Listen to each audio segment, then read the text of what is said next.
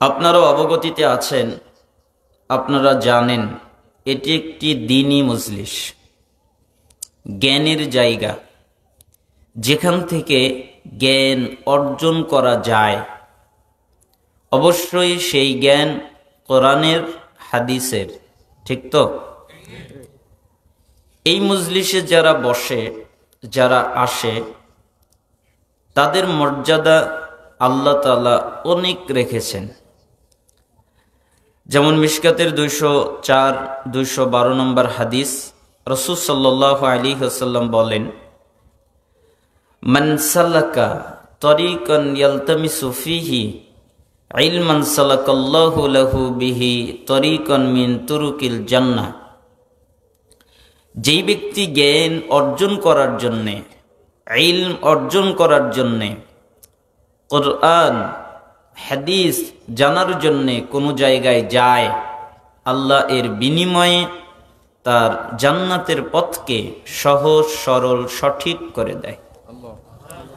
অর্থাৎ কেউ যদি চায় আমার জান্নাতের পথটা সহজ হয়ে যাক, আমার জান্নাতের পথটা সঠিক হয়ে যাক, আমার জান্নাতের পথটা সরল হয়ে যাক, পুরুষ নারী যেই চাবে সে যেন এমন জায়গায় যায় যেখানে জ্ঞান অর্জন করা যায়।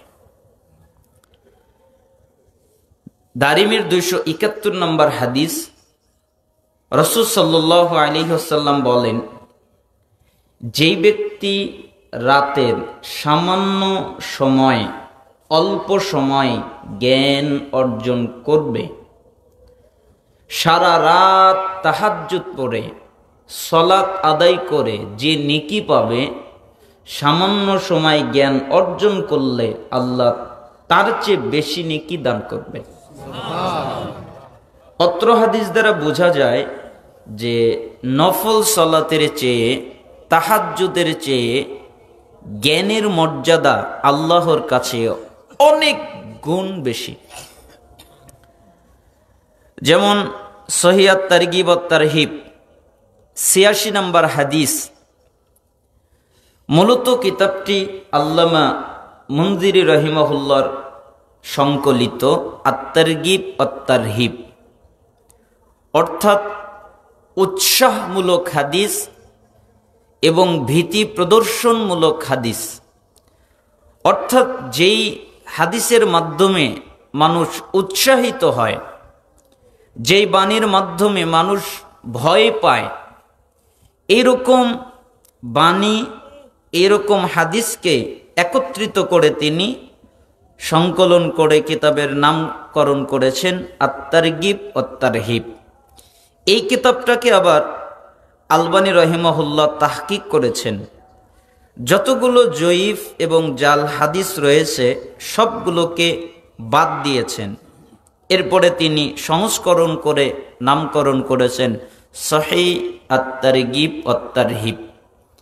এই কিতাবের 86 নম্বর হাদিস, রাসূল সাল্লাল্লাহু আলাইহি ওয়াসাল্লাম বলেন, যে ব্যক্তি মসজিদে যায় জ্ঞান অর্জন করতে অথবা কাউকে জ্ঞান শিখাতে, তাহলে একটা পরিপূর্ণ হজ করলে যে নেকি হয়, আল্লাহ ওই নেকি তাকে দান করবেন।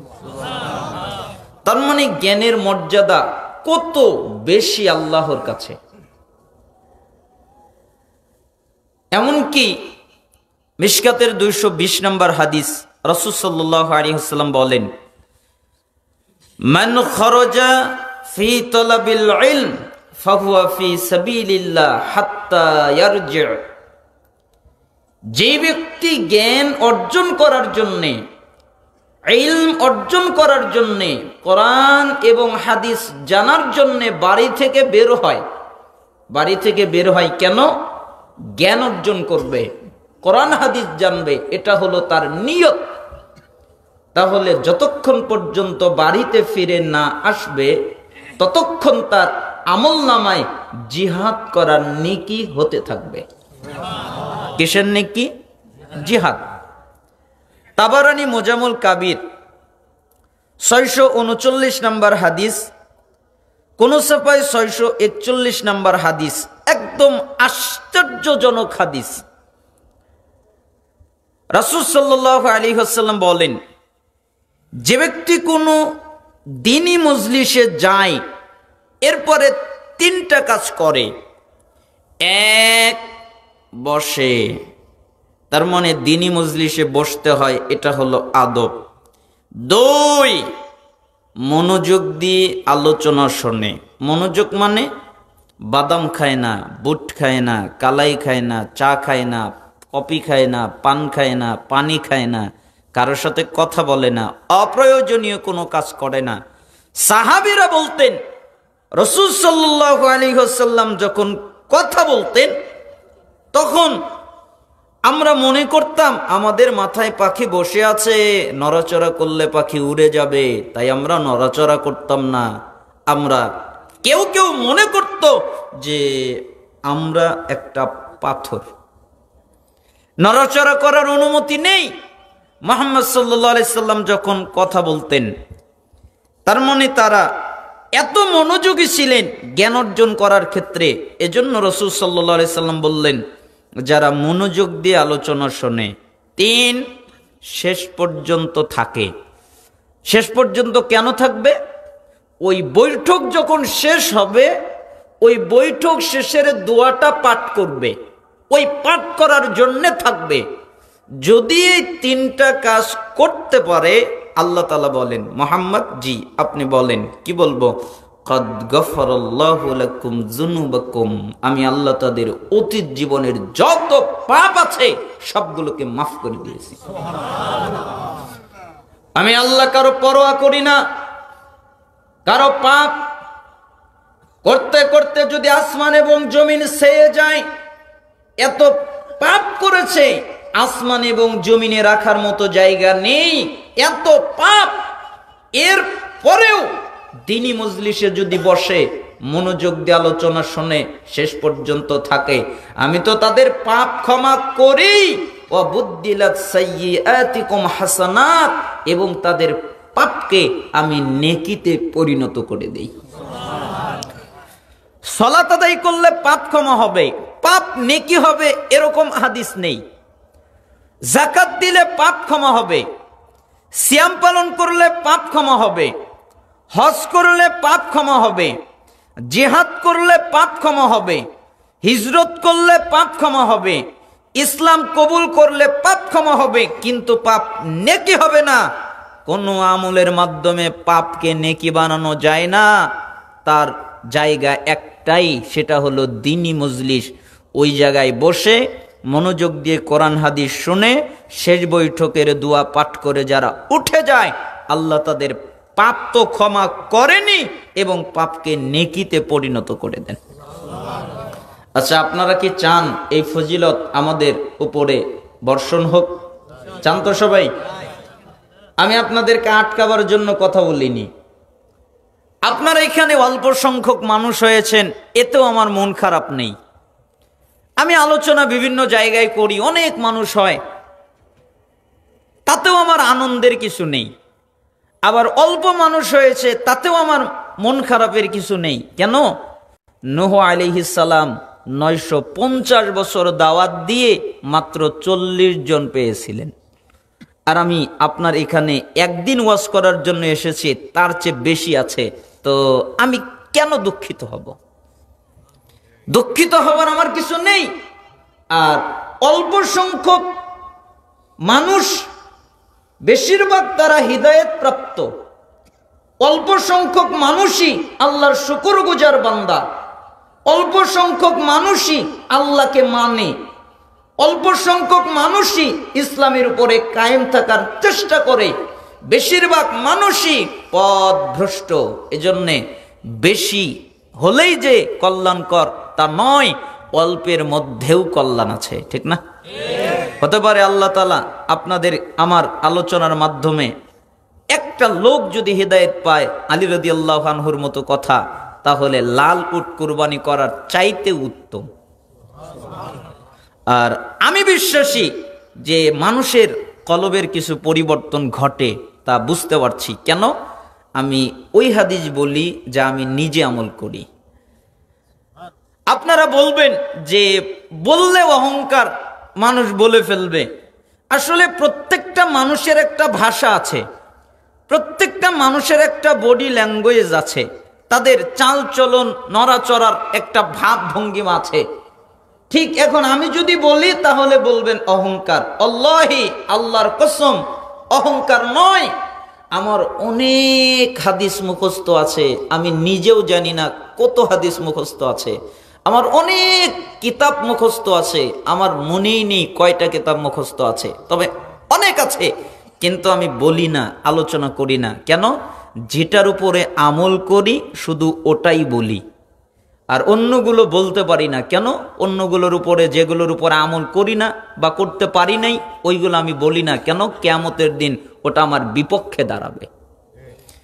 এই জন্য আমার কথা যেন আমার বিপক্ষে না দাঁড়ায়, এই জন্য আমি খুব সচেতন থাকার চেষ্টা করি। তারপরেও আমি মানুষ, ভুল ভ্রান্তি হতে পারে। আল্লাহ তাআলা যেন আমাদেরকে ক্ষমা করে দেন। আমি আমার আয়াতের মধ্যে, আমি আমার খুতবার মধ্যে একটি আয়াত পাঠ করেছি, সূরা হাশরের 7 নম্বর আয়াতের একটি অংশ। ওয়ামা আতাকুমুর রাসূলু ফাখুযুহু, রাসূল তোমাদের যা দেয় তোমরা তা নাও। ওয়ামা নাহাকুম আনহু ফান্তাহু, এবং রাসূল তোমাদেরকে যা থেকে নিষেধ করেন তুমি তা থেকে বিরত হও। তার মানে রাসূল যা দেবে তা তুমি নিবে, তিনি যা আদেশ করবে তা তুমি পালন করবে, তিনি যা নিষেধ করবে সেখান থেকে তুমি বিরত থাকবে। এটা হলো আল্লাহর আদেশ। কার আদেশ? আল্লাহর আদেশ। আর নিসার 80 নম্বর আয়াতে তো আল্লাহ বলেই দিয়েছেন, মাইয়ুতিউর রাসূলা ফাকাদ আতা আল্লাহ, যে ব্যক্তি রাসূলকে মানলো ওই ব্যক্তি আল্লাহকেই মানলো। তার মানে রাসূলকে মানার মাধ্যমে কাকে মানা হয়? আল্লাহকে মানা হয়। আপনি যদি রাসূলের আনুগত্য করেন, আপনি যদি রাসূলের ইত্তেবা করেন, তাহলে আপনি আল্লাহকেই মানলেন। বুখারীর 7280 নম্বর হাদিস, ভালো করে বুঝবেন। আমি নতুন আলোচনা করব এরকম নয়, আপনারা সমস্ত আলোচনা জানেন, বক্তারা বলে বলে শেষ করে দিয়েছেন। আমি আপনাদেরকে স্মরণ করিয়ে দিব, আপনাদের জানা কথা আবার স্মরণ করিয়ে দিব, যাতে আপনাদের স্মরণ হয়ে যায়, এটা আমি চেষ্টা করব। তো রাসূল সাল্লাল্লাহু আলাইহি সাল্লাম তিনি বলেন, কুল্লু উম্মতি ইয়াদখুলুনাল জান্নাহ ইল্লা মান আবা, আমার যত উম্মত আছে সবাই জান্নাতে যাবে, কেউ বাকি থাকবে না। কথা বলেন। এই হাদিস বাংলাদেশের মানুষ কিভাবে বোঝে আমি তা বুঝতে পারি না। এই দেশের মানুষ এক শ্রেণীর আলেম ওলামা কিভাবে বোঝে আমি তা বুঝতে পারি না। তাদের সাথে আমার বুঝ মেলে না। কেন? আমার যতগুলো হাদিস আমি পড়েছি, তার ভিতরে যেই হাদিসগুলোকে আমি অনেক ভয় করি, তার মধ্যে এটা হলো একটা হাদিস, ভয়ঙ্কর হাদিস। কেন ভয়ঙ্কর?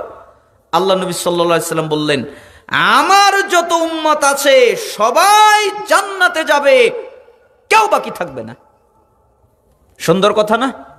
রাসূলের উম্মতরা কোথায় যাবে? জান্নাতে। আপনারা কি রাগ করতেছেন আমার উপরে? বেশি রাত্রি করাবো না। রাসূলের উম্মতরা কোথায় যাবে? জান্নাতে। কেউ কি বাকি থাকবে? কেউ না। তবে তারা জান্নাতে যাবে না যারা অস্বীকার করে, আবা করে।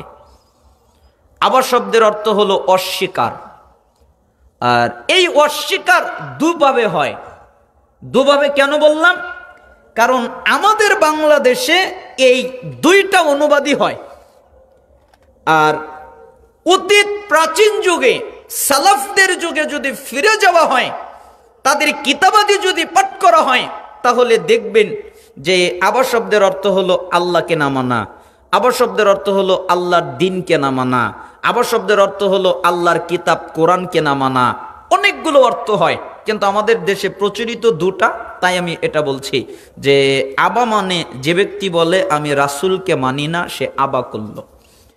যে ব্যক্তি বলে আমি জান্নাত মানি না, সে আবা করলো। আচ্ছা বলেন, আপনাদের মধ্যে কি কেউ আছে যে বলবে রাসূলকে মানি না, জান্নাত মানি না? আছে কেউ? কেউ নাই। তখন রাসূল সাল্লাল্লাহু আলাইহি সাল্লামকে সাহাবী জিজ্ঞেস করলেন, হে আল্লাহর নবী, জি, কে আপনাকে অস্বীকার করলো? কে জান্নাতকে অস্বীকার করলো? কে বলল নবীকে মানি না? কে বলল জান্নাতকে মানি না? এ কথা বলল কে? তখন তিনি বললেন, শোনো, মান আতাআনি দাখালাল জান্নাহ, যারা আমার আনুগত্য করলো, যারা আমার ইত্তেবা করলো, যারা আমার অনুসরণ করলো, যারা আমার কথা মেনে চললো, দাখালাল জান্নাহ, ওরা জান্নাতে চলে গেল। যারা রাসূলকে মানলো, যারা রাসূলের কথা শুনলো, যারা রাসূলের অনুসরণ করলো, যারা রাসূলের ইত্তেবা করলো, ওরা কোথায় চলে গেল? জান্নাতে। ওয়ামান আসানি ফাকাদ আবা, সবচেয়ে মারাত্মক শব্দ। আর যারা আমার কথা অমান্য করলো, আমি বললাম এটা করো না, এর পরেও করলো, আমাকে মানলো না, আমার কথা অমান্য করলো, আমার কথা ত্যাগ করলো, তারাই আবা করলো, তারা জান্নাতে যাবে না। এই জন্য একজন সালাফ বলতেন যে পৃথিবীর মানুষ আজীব এক প্রাণী। কেন? এরা মৌখিক স্বীকৃতিতে রাসূলকে মানে, কিন্তু আমলগতভাবে এরা রাসূলকে ত্যাগ করে। ঠিক না? মৌখিক স্বীকৃতিতে মানে না। আচ্ছা, আপনাদেরকে যদি বলা হয় আপনারা রাসূলকে মানেন না, মানেন না, বলেন? সবাই মানেন। পৃথিবীর সমস্ত মুসলমানকে জিজ্ঞেস যদি করা হয়, তুমি কি রাসূলকে মানো? জি, মানি। কিন্তু আমল দেখবেন সে আমল পরিত্যাগ করে। রাসূল বলেছেন সুদ খায়ও না, ও সুদ খায়। রাসূল বলেছেন ঘুষ খায়ও না, ও ঘুষ খায়। রাসূল বলেছেন জিনা করো না, ও জিনা করে। রাসূল বলেছেন ব্যভিচার করো না, ও ব্যভিচার করে। রাসূল বলেছেন মিথ্যা বলো না, মিথ্যা বলে। রাসূল বলেছেন গীবাত করো না, ও গীবাত করে। আল্লাহর নবী যা নিষেধ করেছেন ও তাই করে। তার মানে মৌখিকভাবে রাসূলকে মানে, কিন্তু আনুগত্যের ক্ষেত্রে রাসূলকে ত্যাগ করে। এটাই নীতি। এই জন্য সালাফ বলতেন যে তোমরা মৌখিক স্বীকৃতিতে যেরকম রাসূলকে মানো, আনুগত্যের মাধ্যমে ওভাবেই রাসূলকে মানো, তাহলেই জান্নাতে যাবে। আর যদি ব্যতিক্রম করো, তাহলে তোমরা সবাই আবার অন্তর্ভুক্ত হবে। কঠিন হাদিস না? তার মানে অত্র হাদিস দ্বারা বোঝা যায় যে রাসূলের আনুগত্য করতে আমরা বাধ্য, তাই না? রাজি আছি না? আছি না? রাসূল তার থেকে যদি আমরা কিছু বাণী আপনাদের সামনে উল্লেখ করি, আপনারা আমল করবেন। রাজি আছেন তো? রাজি আছেন তো? আল্লাহ সুবহানাহু ওয়া তাআলা কবুল করুন। আজকের আলোচনার প্রথম হাদিস খুব আজীব এক হাদিস। কেন আজীব বললাম? প্রশ্ন একই, কিন্তু উত্তরটা ভিন্ন। যেমন হাদিসে জিবরিল আছে, ওই হাদিসে ইসলাম কি, ঈমান কি, এরকম প্রশ্ন, কিন্তু এই হাদিসে উত্তরটা ভিন্ন।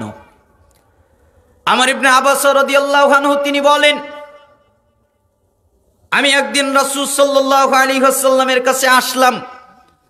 এরপরে তাকে বললাম, আল্লাহর নবী, জি, আপনি যখন ইসলামের দাওয়াত দিলেন, আপনি যখন ইসলাম প্রচার করলেন, আপনি যখন ইসলাম প্রসার করলেন, তখন আপনার সাথে কে ছিল? আপনি কি একাই ছিলেন নাকি আরো কেউ আপনার সাথে ছিল? তখন রাসূল সাল্লাল্লাহু আলাইহি ওয়াসাল্লাম বললেন, হুররুন ওয়া আবদুন, আমার সাথে ছিল দুজন ব্যক্তি, একজন হলো আজাদ, আরেকজন হলো গোলাম। আজাদ মানে আবু বকর রাদিয়াল্লাহু আনহু, আর গোলাম মানে বিলাল রাদিয়াল্লাহু আনহু। আমার সাথে কেউ ছিল না, আমার সাথে ছিল আবু বকর, আমার সাথে ছিল বিলাল। অত্র এই বাণী দ্বারা সালাফরা বলছেন যে এর দ্বারা বোঝা যায় যে ইসলাম সঠিক, এটা সব সময় অল্প সংখ্যক লোক দিয়ে শুরু হয় আর অল্প সংখ্যক লোকের মাধ্যমেই থাকে, তাই না? গুটি কয়েকজন লোক হকের উপরে টিকে থাকে। আমর বলেন, এবার আমি জিজ্ঞেস করলাম, মাল ইসলাম, আল্লাহর নবী আপনি বলেন ইসলাম, তার পরিচয় কি? আমি কিভাবে বুঝবো এটা ইসলাম? হাদিসে জিবরিলে যখন জিবরাইল আলাইহিস সালাম মানুষের রূপ ধরে এসে রাসূল সাল্লাল্লাহু আলাইহি সাল্লামকে জিজ্ঞেস করলেন যে আখবিরুনি আনিল ইসলাম, আপনি আমাকে ইসলাম সম্পর্কে খবর দিন। তখন তিনি বললেন কালেমা, সলাত, জাকাত, সিয়াম, হজ, এটা হলো ইসলাম। একথা তিনি বললেন। কিন্তু এই হাদিসটা ব্যতিক্রম ভাবে তিনি বললেন। আমর ইবনে আবাস তিনি বললেন ইসলাম কি, তার পরিচয় কি আপনি বলেন। তখন তিনি বললেন তিবুল কালামি ওয়া ইতআমুত তাআম, ইসলাম হলো মার্জিত কথা বলা। ইসলাম হলো যারা অভুক্ত, যারা খাদ্য খায়নি, যারা খাবার খায়নি, তাদেরকে খাবার দেওয়া। তার মানে আপনার কথা সুন্দর নয়, আপনার কথা মার্জিত নয়, আপনার কথার মাধ্যমে আপনি আরেকজনকে কষ্ট দেন, আরেকজনকে আঘাত দেন। আপনি পেট পুরে খেয়ে আছেন, অথচ আপনার পাশেই আরেকজন না খেয়ে পড়ে আছে, আপনি তার খোঁজ নিচ্ছেন না, আপনি তার খবর নিচ্ছেন না। তার মানে আপনার ইসলাম সুন্দর নয়। আমর বলেন আমি আবার জিজ্ঞেস করলাম মাল ঈমান, তাহলে আপনি বলেন ঈমান তার পরিচয় কি? হাদিসে জিবরিল এসেছে আখবিরুনি আনিল ঈমান, আপনি আমাকে ঈমান সম্পর্কে খবর দিন। তখন তিনি বললেন আল্লাহর প্রতি বিশ্বাস, আল্লাহর নবীগণের প্রতি বিশ্বাস, আল্লাহর কিতাবের প্রতি বিশ্বাস, মালাইকাদের প্রতি বিশ্বাস, আখিরাতের প্রতি বিশ্বাস, তাকদীরের ভালো মন্দের প্রতি বিশ্বাস, এটার নাম ঈমান। কিন্তু এই হাদিসে আল্লাহ নবী সাল্লাল্লাহু আলাইহি সাল্লাম বললেন ঈমান হলো আস-সাবরু ওয়াস-সামাহা, ঈমান হলো ধৈর্য ধরা, ঈমান হলো দান করা। বলেন তো ঈমান অর্থ কি? ধৈর্য ধরা। ঈমান অর্থ দান করা। এবার বলেন তো ঈমান অর্থ কি? ধৈর্য ধরা। ঈমান অর্থ কি? দান করা। প্রায় বাংলাদেশে যত ব্যাখ্যা কিতাব আছে, যত অনুবাদ কিতাব আছে, অধিকাংশ মানুষ এই বাক্য দুটা বুঝতে ভুল করেছে। কি ভুল করেছে? তারা বলে যে সবরের অর্থ হলো যে আমি ইসলামের দাওয়াত দিলে আমার উপরে বিপদ আপদ আসবে, তাহলে আমি ধৈর্য ধরব, এটা ধৈর্য। আর আমি আল্লাহর পথে টাকা পয়সা কিছু দান করব, এটা হলো দান। সালাফরা বলতেন জি না, এটার নাম ধৈর্য নয়, এটার নাম দান নয়। ধৈর্য কি জানো? ধৈর্য হলো তুমি ইচ্ছা করলে চুরি করতে পারতে, তুমি ইচ্ছা করলে ডাকাতি করতে পারতে, তুমি ইচ্ছা করলে মিথ্যা বলতে পারতে, তুমি ইচ্ছা করলে গীবত করতে পারতে, তুমি ইচ্ছা করলে জিনা করতে পারতে, তুমি ইচ্ছা করলে ব্যভিচার করতে পারতে। কিন্তু এই গুনাহ না করে, পাপ না করে তুমি যে বিরত থাকলে, এটার নাম ধৈর্য। মানে পাপ থেকে বিরত থাকার নাম হচ্ছে ধৈর্য। আর এটাই হলো ঈমান। মানে পাপ থেকে বিরত থাকা, গুনাহ থেকে বিরত থাকা। আর দান করা কি জানো? দান করার অর্থ হলো জীবন দান করা, আল্লাহর জন্য জীবনকে ওয়াকফ করে দেওয়া, আল্লাহর জন্য জীবন দিয়ে দেওয়া, আল্লাহর জন্য জীবন বিলিয়ে দেওয়া, আল্লাহর জন্য সময় ব্যয় করা, আল্লাহর জন্য সময় দিয়ে দেওয়া, এটার নাম হলো দান। তার মানে ঈমান কি? এর জবাবে তিনি বললেন ধৈর্য ধরা, দান করা। ধৈর্য কি? পাপ থেকে বিরত থাকার মাধ্যমে ধৈর্য ধরা, এটার নাম ধৈর্য। আল্লাহর জন্য জীবন বিলিয়ে দেওয়া, এটার নাম হলো দান। এটা হলো নববী ব্যাখ্যা। আমর ইবনে আব্বাস রাদিয়াল্লাহু আনহু তিনি বলেন, এরপরে আমি প্রশ্নগুলোকে পাল্টিয়ে দিলাম, একই প্রশ্ন ভিন্ন আঙ্গিকে করলাম। এবার আমি আল্লাহর নবীকে জিজ্ঞেস করলাম, আল্লাহর নবী আপনি বলেন আইয়ুল ইসলামি আফদল, ইসলামের ভিতরে সবচেয়ে উত্তম, সবচেয়ে ভালো কোনটা? অর্থাৎ কোন ইসলামটা সবচেয়ে ভালো, কোন ইসলামটা সবচেয়ে সুন্দর, কোন ইসলামটা সবচেয়ে উত্তম, এ কথাটা আপনি বলেন। তখন তিনি বললেন মান সালিমাল মুসলিমুনা মিন লিসানিহি ওয়া ইয়াদিহি, যার হাত এবং যার জবান থেকে অন্য মুসলমানগণ নিরাপদ থাকে, এর ইসলাম সবচেয়ে ভালো। যে হাতের দ্বারা মানুষের ক্ষতি করে, মানুষের রক্ত বের করে, মানুষকে আঘাত করে, মানুষকে মারে, মানুষের জমি নষ্ট করে, মানুষের সম্পদ নষ্ট করে, মানুষের সম্মান নষ্ট করে, হাতের মাধ্যমে অথবা জবানের মাধ্যমে মানুষের গীবাত করে, মানুষের বদনাম করে, মানুষের চগলখড়ি করে, মানুষকে গালাগালি করে, মানুষের সাথে মিথ্যা বলে। হাতের দ্বারা যত পাপ হতে পারে, জবানের দ্বারা যত পাপ হতে পারে, যারা এগুলো করে তাদের ইসলাম সুন্দর নয়। যারা হাত এবং জবানকে কন্ট্রোল করতে পারে, হাত এবং জবানের পাপ থেকে বাঁচতে পারে, এদের ইসলাম সবচেয়ে সুন্দর। আপনারা কি রাগ করতেছেন? এই হাদিসটা নতুন তো, এজন্য আপনাদের কাছে একটু কঠিন মনে হতে পারে, তবে আলহামদুলিল্লাহ মনোযোগ দিয়ে শুনলে সহজ হয়ে যাবে। তো এই কথা যখন বললেন, তখন বললেন যে ইসলাম হলো, ইসলামের উত্তম হলো জবান এবং হাতের দ্বারা কারো ক্ষতি করবে না, কারো অন্যায় করবে না। এটা হলো সবচাইতে উন্নত, সবচেয়ে ভালো। আপনাকে একটু আমি মুসলমানদের চরিত্র দেখাই, মুসলমানদের বৈশিষ্ট্য দেখাই, মুসলমানদের আদর্শ দেখাই। আমরা তো আদর্শ হারিয়ে ফেলেছি, আমাদের কাছে আদর্শ নেই, আমাদের কাছে বৈশিষ্ট্য নেই, আমাদের কাছে সৌন্দর্যটাও নেই।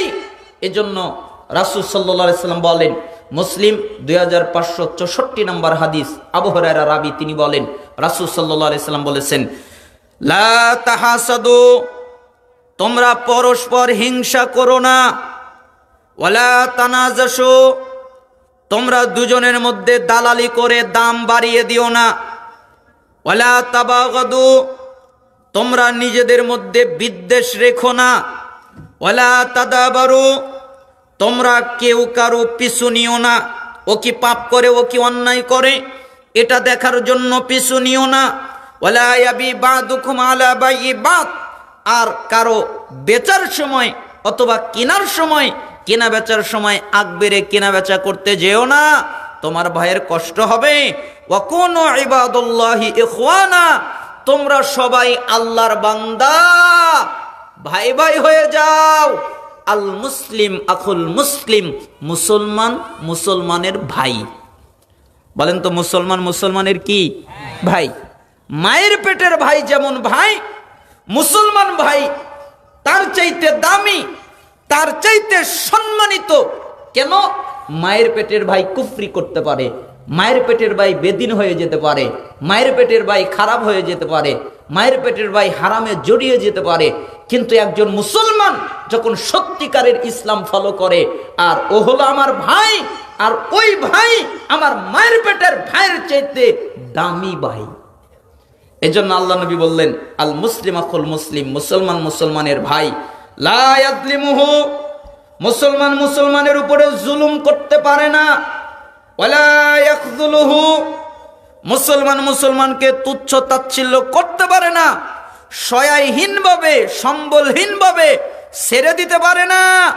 ওয়ালা ইয়াকযিবুহু, মুসলমান মুসলমানের সাথে মিথ্যা বলতে পারে না। ওয়ালা ইয়াহকিরুহু, মুসলমান মুসলমানকে হেয় করতে পারে না। আত-তাকওয়া হাহুনা ওয়া ইউশিরু ইলা সাদরিহি সালাসা মাররাতিন, এ কথা বলে তিনি বুকের দিকে ইঙ্গিত করে বললেন, তাকওয়া এখানে, তাকওয়া এখানে, তাকওয়া এখানে। বিহাসবি মারইম মিনাশ শাররি আইয়াহকিরা আখাহুল মুসলিম, প্রত্যেক মুসলমানের খারাপ হওয়ার জন্য এতটুকু যথেষ্ট, সে আরেকজন মুসলমানকে খারাপ বলে। তার মানে খারাপ হওয়ার জন্য কি লাগবে? আরেকজন মুসলমানকে খারাপ বলে। তার মানে আমি যদি আরেকজন মুসলমানকে খারাপ বলি, তাহলে খারাপ কে? আমি। কেন? আমি আরেকজনকে খারাপ বললাম কেন? এজন্য আমি খারাপ। কুল্লুল মুসলিম আলাল মুসলিমি হারাম দামুহু ওয়া মালুহু ওয়া ইদ্দুহু, প্রত্যেক মুসলমানের উপরে অপর মুসলিমের জন্য হারাম। মুসলমান মুসলমানের রক্ত বের করতে পারে না, মুসলমান মুসলমানের সম্পদ নিতে পারে না, মুসলমান মুসলমানের সম্মান নষ্ট করতে পারে না। এটা হচ্ছে মুসলমানদের আদর্শ। কিন্তু দুর্ভাগ্য, সত্য কথা, আমাদের মুসলমানদের ভিতরে আজকে এই আদর্শগুলো নাই। এই জন্যই আমরা মার খাই, এই জন্যই আমরা অন্য জাতি থেকে পিছিয়ে, এজন্যই আমরা সফলতা লাভ করতে পারি না। এই জন্য আমাদের উপরে এত বিপদ আপদ নাজিল হয়। কেন? কোরআনকে ছেড়ে দেওয়ার কারণে, সুন্নাহকে ছেড়ে দেওয়ার কারণে, উত্তম চরিত্র, সততা, সত্যবাদিতা, আখলাক এগুলো নষ্ট করার কারণে, ছেড়ে দেওয়ার কারণে আজকে অন্য জাতিরা আমাদের দেখে ভয় পায় না, বরং আমাদেরকেই ভয় পাওয়ায়। এজন্য বললেন হাত এবং জবান থেকে নিরাপদ, এটা হলো সবচেয়ে উত্তম ইসলাম। আমার বলেন, আমি আবার জিজ্ঞেস করলাম আইয়ুল ঈমানি আফদাল, আল্লাহর নবী আপনি বলেন সর্বোত্তম ঈমান কোনটা, কোন ঈমান সবচেয়ে ভালো আপনি বলেন। তখন তিনি বললেন যে খুলুকুন হাসান, সৎ স্বভাব, যার চরিত্র ভালো, যার স্বভাবটা ভালো। এখানেও আমরা ভুল করেছি। কি ভুল করেছি? আমরা খুলুকুন হাসানের অর্থ করেছি যে চরিত্র সুন্দর করতে হবে, তার মানে সে প্রকৃত ঈমানদার। কিন্তু সালাফরা নববী ব্যাখ্যা, সালাফদের ব্যাখ্যা, সাহাবীদের ব্যাখ্যা, তারা বলছেন এর অর্থ এটা নয়। ওয়া ইন্নাকা লাআলা খুলুকিন আযীম, হে নবী আপনি মহান চরিত্রের অধিকারী, আপনার চরিত্র সবচেয়ে ভালো, আপনি উত্তম চরিত্রের অধিকারী, আপনি মহান চরিত্রের অধিকারী। তখন মুহাম্মদ সাল্লাল্লাহু আলাইহি ওয়াসাল্লাম এর স্ত্রী মা আয়েশা সিদ্দিকা রাদিয়াল্লাহু আনহাকে একজন জিজ্ঞেস করলেন, আচ্ছা আম্মাজান আপনি বলেন তো রাসূলের চরিত্রটা কেমন? তখন মা আয়েশা সিদ্দিকা রাদিয়াল্লাহু আনহা বললেন, এই সম্পূর্ণ কোরআন, এই কোরআনে যা পাবে ওটাই রাসূলের চরিত্র।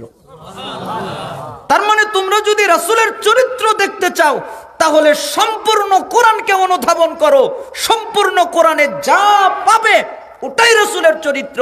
এই জন্য সালাফরা বলতেন খুলুকুন হাসানুনের অর্থ হলো সম্পূর্ণ কোরআন অনুযায়ী চলা। যারা সম্পূর্ণ কোরআনকে মেনে চলে তাদের ঈমান হচ্ছে সবচেয়ে ভালো ঈমান, তাদের চরিত্র সবচেয়ে ভালো। কেন? তারা সম্পূর্ণ কোরআন মেনে চলে। আমার বলেন, আমি আবার জিজ্ঞেস করলাম আইয়ুস সালাতি আফদাল, আপনি বলেন সবচেয়ে ভালো সালাত কোনটা, কোন সালাত সবচেয়ে ভালো? তখন তিনি বললেন তুলুল কুনুত, ওই সালাত সবচেয়ে ভালো যেই সালাতে কুনুত আছে। কুনুত শব্দের অর্থ আলেমদের মধ্যে ইখতিলাফ ঘটেছে। কেউ বলেছে কুনুতের অর্থ হলো কিয়াম, অর্থাৎ বেশিক্ষণ দাঁড়িয়ে থাকবে। কেউ বলেছেন কুনুতের অর্থ হলো দীর্ঘ কিরাত, তার মানে সূরাকে বেশি করে পাঠ করবে। কেউ বলেছেন কুনুতের অর্থ হলো বিনয় নম্রতা থাকবে। আর জমহুর বিদ্বানগণ, অধিকাংশ বিদ্বানগণ তারা বলেছে তিনটাই থাকতে হবে কুনুত হওয়ার জন্যে। তার মানে লম্বা কিয়াম থাকবে, লম্বা কিরাত থাকবে এবং সলাতের মধ্যে বিনয় নম্রতা থাকবে। যার সলাতে যত বিনয়, যত নম্রতা এবং আল্লাহকে যে সলাতের মধ্যে যত বেশি ভয় করে, ওই সলাত আল্লাহর কাছে সবচেয়ে প্রিয়। তার মানে আপনার সালাতে যত বিনয় বেশি থাকবে, যত নম্রতা বেশি থাকবে, তত বেশি আপনার সালাত আল্লাহর কাছে প্রিয় হবে। আমার বলেন, আমি আবার জিজ্ঞেস করলাম আইয়ুল হিজরতে আফদল, তাহলে আপনি বলেন সবচেয়ে ভালো হিজরত কোনটা, কোন হিজরত সবচেয়ে ভালো, সবচেয়ে উত্তম, এ কথা আপনি বলেন। তখন মুহাম্মদ সাল্লাল্লাহু আলাইহি সাল্লাম বললেন, সবচেয়ে উত্তম হিজরত কি তা জানো? আনতাহজুরা মা কারিহা রাব্বুক আযযা ওয়া জাল্লা, মহান আল্লাহ যা নিষেধ করেছেন এগুলো ত্যাগ করা, এটাই হলো সবচেয়ে বড় হিজরত। হিজরত মানে কি? ত্যাগ করা না। নিজের দেশ ত্যাগ করে অমুসলিম রাষ্ট্রে চলে যাওয়া, অমুসলিম রাষ্ট্র থেকে ইসলামিক রাষ্ট্রে চলে যাওয়া। আমি অমুসলিম রাষ্ট্রে থাকতে পারছি না, আমার দিন আমার জন্য নিরাপদ নয়, আমার উপরে জুলুম হচ্ছে, অত্যাচার হচ্ছে, তাহলে আমি অমুসলিম রাষ্ট্রে না থেকে মুসলমান রাষ্ট্রে হিজরত করে চলে গেলাম, এটা হলো হিজরত। এজন্য যত হিজরত আছে এর মধ্যে সবচেয়ে উত্তম, সবচেয়ে ভালো, সবচেয়ে উপরে কোনটা? তখন রাসূল সাল্লাল্লাহু আলাইহি সাল্লাম বললেন পাপ ত্যাগ করা। যে যত পাপ ত্যাগ করবে সে তত বড় মুহাজির। যার পাপ যত বেশি ত্যাগ হবে, যে যত বেশি পাপ থেকে দূরে থাকবে, সে তত বড় মুহাজির। এজন্য বললেন যে সবচেয়ে বড় হিজরত হলো মহান আল্লাহ যা নিষেধ করেছেন এগুলো ত্যাগ করা। আমার বলেন, আমি আবার জিজ্ঞেস করলাম ফাআইয়ুল জিহাদি আফদল, তাহলে আপনি বলেন উত্তম জিহাদ কোনটা? তখন তিনি বললেন, মান আকুরা জাওয়াদুহু ওয়া উহরিকা দামুহু, যেই ব্যক্তি নিজে গেছে, মাল নিয়ে গেছে, কিন্তু জিহাদ থেকে কিছুই ফেরেনি, তার মালও ফেরেনি, সে নিজেও ফেরেনি, তার মানে মালও জিহাদে রাস্তায় ব্যয় হয়ে গেছে এবং নিজেও শহীদ হয়ে গেছে, এই জিহাদ সবচেয়ে উত্তম। এবার আমার বলেন আইয়ুস সাআতি আফদাল, তাহলে আপনি বলেন তো উত্তম সময় কোনটা? সালাফরা বলতেন যে কেন তিনি উত্তম সময় জানতে চাইলেন? এজন্যই জানতে চাইলেন যে কোন সময়টা আল্লাহর কাছে প্রিয়, তাহলে ওই সময় আল্লাহর কাছে চাইবো, আল্লাহকে ডাকবো, আল্লাহকে বলবো আল্লাহ আমার এটা প্রয়োজন। এজন্য জিজ্ঞেস করলেন সবচেয়ে উত্তম সময় কোনটা? তখন রাসূল সাল্লাল্লাহু আলাইহি ওয়াসাল্লাম বললেন জাওফুল লাইলিল আখির, শেষ রাতের মধ্যভাগ। অর্থাৎ যখন শেষ রাত শুরু হয় এবং যখন শেষ রাত শেষ হয়, শেষ রাত যখন শুরু হয় এবং যখন শেষ রাত শেষ হয়, এর মাঝখানের যেই অংশ, এটা আল্লাহর কাছে সবচেয়ে প্রিয়। ওই অংশে আল্লাহর কাছে যে যা চাইবে আল্লাহ তাকে তাই দান করবেন। তার মানে এখানে 9টা কথা জানতে পারলাম। হে নবী, আপনার সাথে কে ছিলেন? ইসলাম কি? ইসলাম হলো মার্জিত কথা বলা, অভুক্তকে খাবার দেওয়া। ঈমান কি? ঈমান হলো ধৈর্য ধরা, দান করা। ধৈর্য কি? ধৈর্য হলো পাপ থেকে বিরত থাকার মাধ্যমে ধৈর্য ধরা। দান কি? দান হলো আল্লাহর জন্য জীবন ব্যয় করে দেওয়া। আল্লাহর নবী উত্তম ইসলাম কি? উত্তম ইসলাম হলো হাত এবং জবানের দ্বারা কারো ক্ষতি করা যাবে না। উত্তম ঈমান কি? উত্তম ঈমান হলো সৎ চরিত্র। উত্তম চরিত্র কি? সম্পূর্ণ কোরআন মেনে চলা, এটা হলো উত্তম চরিত্র। উত্তম সালাত কি? যেই সালাতে বিনয় আছে, যেই সালাতে কিয়াম আছে, যেই সালাতে কিরাত আছে, যেই সালাতে নম্রতা আছে, এটা হলো সবচেয়ে উত্তম সালাত। আল্লাহর নবী তাহলে বলেন উত্তম হিজরত কি? তখন তিনি বললেন মহান আল্লাহ যা ত্যাগ করতে বলেন এগুলো ত্যাগ করা। এরপরে জিজ্ঞেস করা হলো তাহলে বলেন উত্তম জিহাদ কি? যে ব্যক্তি জিহাদ করার জন্য গেছে, নিজেও ফেরেনি, মাল ফেরেনি, এটা হলো উত্তম জিহাদ। তাহলে আপনি বলেন উত্তম সময় কি? তখন তিনি বললেন শেষ রাতের মধ্যভাগ, এটা হলো সবচেয়ে উত্তম সময়। 9টা কথা বললেন মুহাম্মদ সাল্লাল্লাহু আলাইহি ওয়াসাল্লাম। 9টা প্রশ্নের উত্তর দিলেন। হাদিস মিশকাত 46 নম্বরে এসেছে, মুসনাদে আহমদ 18,942 নম্বরে এসেছে। হাদিসের মান সহিহ। আল্লাহ তাআলা আমাদেরকে এই হাদিসের উপরে আমল করার তৌফিক দান করুন। আজকের আলোচনার দ্বিতীয় হাদিস, উবাদা ইবনে সামিত রাদিয়াল্লাহু আনহু তিনি বলেন রাসূল সাল্লাল্লাহু আলাইহি ওয়াসাল্লাম বলেছেন ইদমানু লি সিত্তা মিন আনফুসিকুম আদমানু লাকুমুল জান্নাহ, তোমরা তোমাদের কাছ থেকে আমাকে 6টা জিনিস দাও, বিনিময়ে আমি মুহাম্মদ তোমাদেরকে জান্নাত দেব। বলেন তো আমরা দিব কয়টা? 6টা। আর আল্লাহর নবী কি দেবেন? জান্নাত দিবেন। তার মানে 6টা যদি আমরা দিতে পারি, 6টার যদি জামিন হতে পারি, তাহলে আল্লাহর নবী আমাদেরকে জান্নাত দিবেন।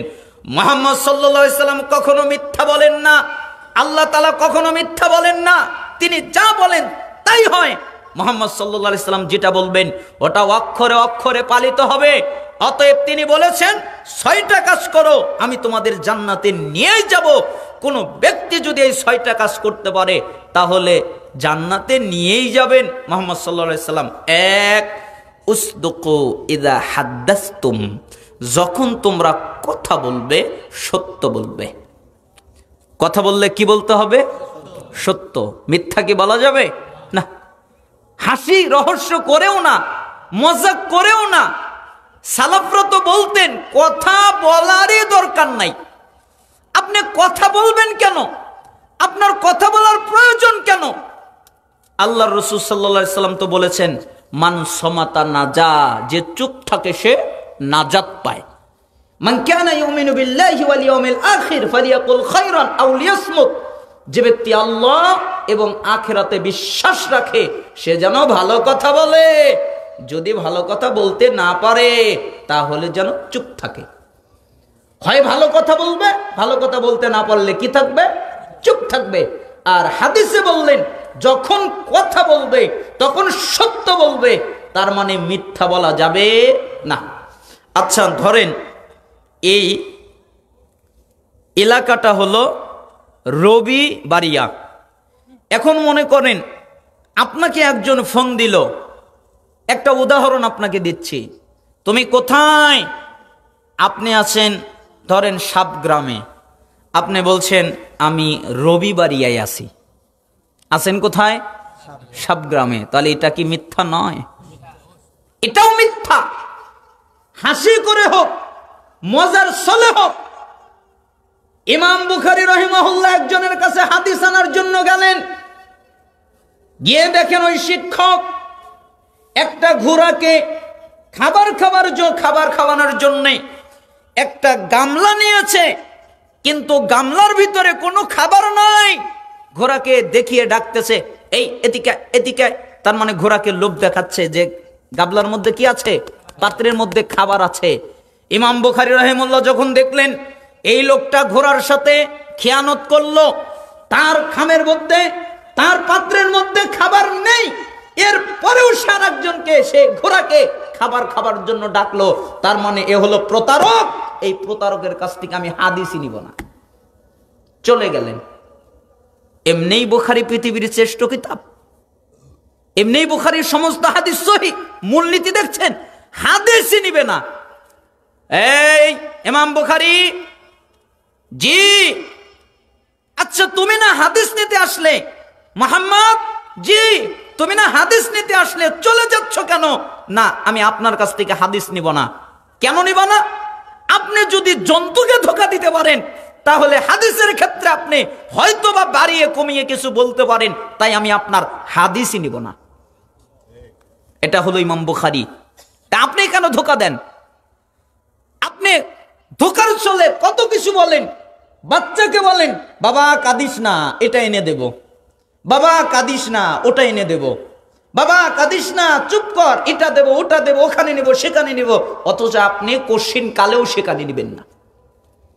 এটা কি ধোঁকা নয়? কেন আপনি ধোঁকা দেবেন? কেন আপনি মিথ্যা বলবেন? যত প্রকারের মিথ্যা আছে সমস্ত প্রকারের মিথ্যা ছেড়ে দিতে হবে। এজন্যই রাসূল সাল্লাল্লাহু আলাইহি সাল্লাম বললেন, যখন কথা বলবে তখন সত্য বলবে। ওয়াউফু ইযা ওয়াআদতুম, দুই, যখন ওয়াদা করবে তখন ওয়াদা পালন করবে।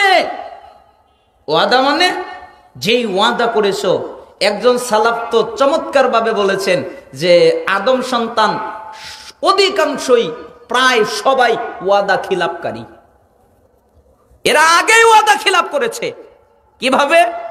আল্লাহ তাদেরকে বলেছিলেন আমি কি তোমাদের রব নই? তখন তারা বলেছিলেন বালা, হ্যাঁ আমরা একমাত্র আপনারও ইবাদত করব, আপনার সাথে কাউকে শরীক করব না, আপনার দাসত্ব করব। কিন্তু জমিনে যখন এসেছে তখন আল্লাহকে ভুলে গেছে। মানে ওখানে ওয়াদা দিয়ে এসেছিল আর জমিনে এসে ওয়াদা ভুলে গেছে। আদম সন্তান প্রথমে ওয়াদা খেলাপ করেছে। এজন্য আদম সন্তানের একটা চরিত্র ওয়াদা খেলাপ করা। এজন্য ওয়াদা খেলাপ করা যাবে না। আব্দুল্লাহ আমি এ জায়গায় যাব, আব্দুল্লাহ আমি এটা করব, ভাই আমি এটা দিব, ভাই আমি এটা করব। যে ওয়াদা আপনি করবেন ওই ওয়াদা আপনাকে কি করতে হবে? পালন করতে হবে। পালন না করলে তো মুনাফিকের লক্ষণ। ওয়াদু ইযা তুমিনতুম, তিন, আমানতকে রক্ষা করবে। যখন তোমার কাছে কোনো আমানত রাখা হবে তখন সে আমানতকে কি করবে? রক্ষা করবে। যে কোনো আমানত। একজন সালাফ চমৎকার করে ভাবে বলেছেন যে আদম সন্তান আমানতকে আগেই ধ্বংস করেছে। কিভাবে? এই আদম জাতির উপরে, মানব জাতির উপরে একটা আমানত আল্লাহ নাজিল করেছেন, এটার নাম হলো কোরআন। বলেন তো আমানতের নাম কি? কোরআন। কিন্তু তারা কোরআন অনুযায়ী চলে না, আগেই ধ্বংস করেছে। অথচ তাদের উচিত ছিল আমানতকে রক্ষা করা, কোরআন অনুযায়ী চলা। এটা হলো প্রথম অর্থ। এর পরের অর্থ হলো আপনি, আপনার কাছে কিছু রাখা হলো, আমার কাছে কিছু রাখা হলো, টাকা রাখলো, জমি রাখলো, বা জিনিসপত্র রাখলো, বা কথা রাখলো। আব্দুল্লাহ আমি তোকে এই কথাটা বললাম, তুই কাউকে বলিস না। তার মানে ওই কথাটা রক্ষা করা এটাও আমানত, ওই কথাটাও আমানত।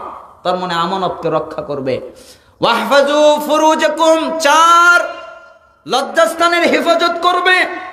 তার মানে এই লজ্জাস্থান অন্য বাজে ভাবে ব্যবহার করবে না, হারাম পথে ব্যবহার করবে না। আজকে তো মানব জাতি অধঃপতনে তো যেতে যেতে এত দূরে গেছে যে আমরা পুরুষ মানুষ এত গ্যাসরা হয়ে গেছি যে আমাদের স্ত্রীরা, আমাদের মায়েরা, আমাদের বোনেরা, আমাদের মেয়েরা কি করে আর না করে আমরা কোনো খবরই রাখি না, তাই না? ও মার্কেটে গেলেও আমার কিছু আসে যায় না, ও বাজে ভাবে চললেও আমার কিছু আসে যায় না, ও আরেকজনের সাথে প্রেম করছে, জিনা করছে, তাও আমার কিছু আসে যায় না, ও মারাত্মক পাপ করছে, তাও আমার কিছু আসে যায় না। অথচ আপনি পুরুষ, আপনার আত্মমর্যাদা থাকা উচিত, আপনার গায়রত থাকা উচিত। গায়রত দেখবেন, আপনাকে একটা আত্মমর্যাদা দেখাই। দেখবেন আলী রাদিয়াল্লাহু আনহু, তাকে একজন জিজ্ঞেস করলেন, আলী রাদিয়াল্লাহু আনহু, আলী জি আপনার স্ত্রীটা কেমন? আর কিছু বলেন নেই, শুধু এতটুকু কথা বলেছেন। তখন আলী রাদিয়াল্লাহু আনহু তরবারিটা এভাবে বের করেছেন, রাগ উঠেছে তাই তরবারি বের করেছেন, রাগ কন্ট্রোল করে আবার তরবারি ঢুকিয়েছেন। তখন ওই লোকটাকে বলছে, তোমাকে যদি হত্যা করা জায়েজ হতো তাহলে আমি তোমার শরীর থেকে মাথা আলাদা করে দিতাম, তোমার সাহস হয় কি করে আমার স্ত্রী কেমন জিজ্ঞেস করার? একজন মুশরিক, ইমানদার নয়, মুমিন নয়, একটা উট বিছিয়ে পেরে উটকে জবাই দিচ্ছেন। তো একজন লোক তাকে জিজ্ঞেস করছেন, কি ব্যাপার, আপনি উটকে জবে করেন কেন? তখন তিনি বলছেন, এই উটের উপরে আমার মা বসেছে, এই উটের উপরে আমার স্ত্রী বসেছে, এই উটের উপরে আমার বোন বসেছে, এই উটের উপরে আমার মেয়ে বসেছে, কন্যা বসেছে, এই উটের উপরে কোনো পুরুষ বসবে এটা আমি সহ্য করতে পারবো না, তাই আমি এই উটকে কুরবানি করে দিচ্ছি। এটা হলো একটা মুশরিকের কথা। ইমাম ইবনে কাসির রাহিমাহুল্লাহ তার আল বিদায়া ওয়ান নিহায়া কিতাবের মধ্যেই ঘটনাটুকু নিয়ে এসেছেন এবং সালাফগণ এর সূত্রটাকে বিশুদ্ধ বলেছেন। তার মানে আমি আপনাকে বোঝাতে চাচ্ছিলাম, আপনার গায়রত থাকা উচিত, আপনার আত্মমর্যাদা থাকা উচিত। আপনি কেন দায়ুস হলেন? আপনার মেয়ে রাস্তাঘাটে চলে, আপনার স্ত্রী রাস্তাঘাটে চলে, পর্দা নেই, বেপর্দা ভাবে চলে, আপনার মেয়ে বেপর্দায় চলে, আপনি কেন বাধা দেন না? ও ভাই, আপনি কেন আপনার বোনকে বাধা দেন না? ও ভাই, আপনি কেন আপনার মাকে বাধা দেন না? আপনি কেন আপনার স্ত্রীকে বাধা দেন না? তার মানে বোঝা যাচ্ছে আপনি যে দায়ুস, এটা পরিষ্কার, তাই না? আল্লাহ সুবহানাহু ওয়া তাআলা যেন আমাদেরকে দায়ুসী হওয়া থেকে হেফাজত করে এবং আমাদের অন্তরের ভিতরে আত্মমর্যাদা এবং গায়রত অর্জন করার তৌফিক যেন আল্লাহ আমাদের দান করেন। তার মানে লজ্জাস্থানকে হেফাজত করবে। অগাদ্দু আবসারকুম, 5 তুমি তোমার চক্ষুকে নিয়ন্ত্রিত করবে। তার মানে এই চক্ষু দিয়ে বেগানা নারীর দিকে তাকাবা না, এই চক্ষু দিয়ে বেগানা নারী দেখবে না, এই চক্ষু দিয়ে বেগানা নারীর দিকে তাকাবা না, এই চক্ষু দিয়ে বেগানা নারী দেখবে না। সালাফরা ব্যাখ্যা করেছেন যে এর কয়েকটা অর্থ হতে পারে। তার একটা অর্থ হলো সরাসরিভাবে কোনো নারীকে দেখা অথবা অন্যভাবে কোনো নারীর চেহারা দেখা, এটা নিষিদ্ধ। এখন দেখা যাচ্ছে স্মার্টফোন বের হয়েছে, তাই না? এখন একজন আরেকজনের সাথে প্রেম করে আর ইমো, হোয়াটসঅ্যাপ, তারপরে আরো কত কিছু আছে, এর মাধ্যমে সরাসরি চেহারা দেখে। এটা তো একটা হারাম। আবার এই মোবাইলের মাধ্যমে, স্মার্টফোনের মাধ্যমে সে নাচ গান দেখে, নৃত্য দেখে, এটাও তো হারাম। আবার এই মোবাইলের মাধ্যমে সে উলঙ্গ মেয়েদের দেখে, ব্লু ফিল্ম দেখে, খারাপ বাজে ছবি সিনেমা দেখে, এটাও তো হারাম। তার মানে যুবক ভাই, তুমি এই চক্ষু দিয়ে দুনিয়ার পচা নারীকে দেখে জান্নাতের হুর পেতে চাও? এটা কি হতে পারে? এই দুনিয়ার পচা নারী দেখে জান্নাতের হুর হবে না। আগে নিজের চক্ষুকে কন্ট্রোল করতে হবে, নিজের চক্ষুকে হেফাজত করতে হবে। এজন্য আল্লাহর নবী বললেন, তুমি তোমার চক্ষুকে হেফাজত করো। অকুফু আইদিকুম, তুমি তোমার হাতকে কন্ট্রোল করো। তার মানে হাতের দ্বারা কারো উপরে জুলুম করবা না, কারো অত্যাচার করবা না, কারো ক্ষতি করবা না। রাস্তা দিয়ে যাচ্ছিলে একটা পাতা ছিঁড়বে এরকম না, একটা ফল পড়বে এরকম না, একটা কিছু নষ্ট করবে এরকম না, কারো জিনিস ক্ষতি করবে এরকম না। তার মানে তোমার হাতকে কন্ট্রোলে করবে। তুমি যদি 6টা কাজ করতে পারো, মিশকাত 4870 নম্বর হাদিস। 1, যখন কথা বলবে সত্য বলবে। 2, যখন ওয়াদা দিবে তা পালন করবে। 3, যখন আমানত তোমার কাছে রাখা হবে তা রক্ষা করবে। 4, তুমি তোমার লজ্জাস্থানের হেফাজত করবে। 5, তুমি তোমার চক্ষুকে নিয়ন্ত্রণে রাখবে। 6, তুমি তোমার হাতকে নিয়ন্ত্রণে রাখবে। তুমি যদি এই 6টা কাজ করতে পারো, তাহলে আমি মুহাম্মদ তোমাকে জান্নাতে নিয়েই যাব। তার মানে জান্নাতে যাওয়া সহজ হয়ে যাবে যদি আমরা এই 6টা কাজ করতে পারি। আল্লাহ সুবহানাহু ওয়া তাআলা আমাদেরকে এই হাদিস অনুযায়ী আমল করার তৌফিক দান করুন।